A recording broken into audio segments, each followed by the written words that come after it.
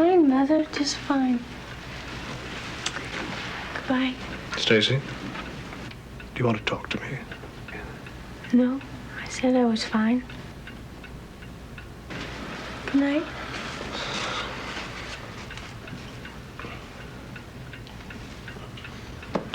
Oh, this is Dr. Mann, Stacy's doctor. Hi, how do you do? It's nice to meet you. I'm very grateful to you. Sheriff Hollister told me how you protected my daughter from those men. I don't know how to thank you.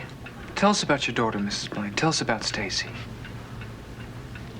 Well, I'm sure Mrs. Blaine's gratitude does not extend to discussing her daughter with strangers, Mr. Hardy.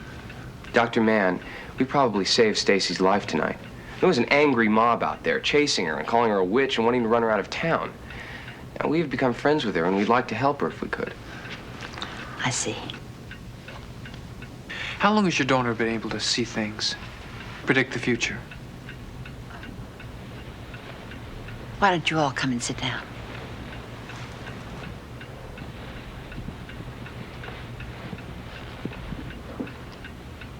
Stacy's always been highly strung. When she was very small, my husband and I realized right away that she was different. I mean, she has a strange intensity. She'll tell you what's going to happen to you or can tell if something's wrong. Precognition? I treated Stacy. Even took her to New York once to see a colleague of mine there. Nothing helped. She has a strange fascination with the supernatural. That house on the hill. What is Stacy's association with that house? I'll never forget the night she came home from there. The police brought her, sobbing and crying and talking about the house, the evil there. I'd told her never to go to Possessed Hill. That's what they call it here, Possessed Hill. For days and days she cried. She'd never tell us what she was upset about or what frightened her. How old was she? 4. How long have the townspeople considered her some sort of witch? Oh, since she was about 8. She'd tell people something was going to happen to them, and then it happened, and they were frightened by it. And so was she. You know, I think the answer is pretty simple. Stacy's psychic. She's clairvoyant. Some people consider that a gift. Well, it's not right. It's not meant to be. I don't know how long we can stay here in Circle Hill. It's always been our home. A witch. A witch. From what you told me, this girl does sound a little weird. It's never stopped us before. That's true. Do you know that she knew my name before I told her? She knew that was you outside getting into the van, too. I never met anyone like her. I didn't say anything. Yeah, you were thinking it. I was thinking that Dad sends us Circle Hills to do a job, not to turn the whole town against us. So maybe we should leave it alone. Maybe the sheriff's right. Maybe we shouldn't be involved. We can't pick up every emotional stray we run into, can we? Is that what you really think? No, but I thought I'd try it on for size, see if I like it. I didn't like it. Let's help her. Well, it's almost 3 o'clock in the morning. I suggest we get some sleep. Joe. Somehow I don't think I have your full attention. Sorry. I just can't get that house out of my mind. I mean, there's something happening up there, Frank. I know it. The fireplace was lit when we got there. There's a connection. I know there's a connection between Stacy and that house. I think we should go back there. We will, in the morning, in daylight. Frank, you're not scared of going there at night, are you? I think that captures the spirit of it. Okay. I guess I can face the demons of the night alone. See you in the morning. Brothers.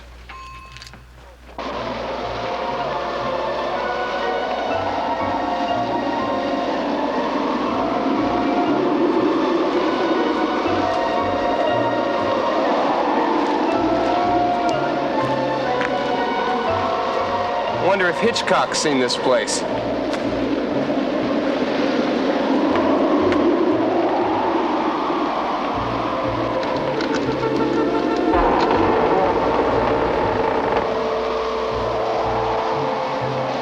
Well, at least the place is hospitable. That's how Stacy talked about it. Like it had an identity of its own. Forget I mentioned it.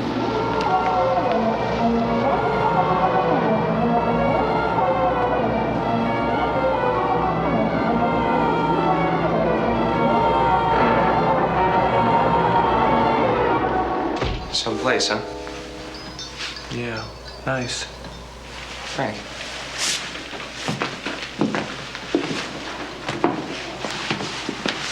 This fire shouldn't be burning this high.